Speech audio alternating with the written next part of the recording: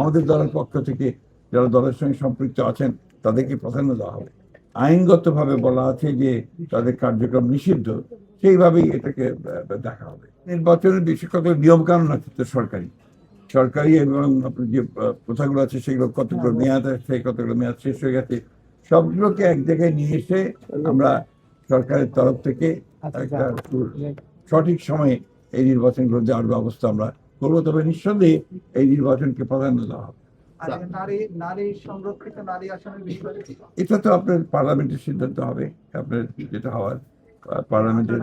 সবসময় জানেন যে তাদের জনগণের সঙ্গে সম্পৃক্ত থাকতে হবে, রাজনীতির সঙ্গে সম্পৃক্ত, দলের সঙ্গে সম্পৃক্ত থাকতে হবে। আমাদের দলের পক্ষ থেকে যারা দলের সঙ্গে সম্পৃক্ত আছেন তাদেরকে প্রাধান্য দেওয়া হবে।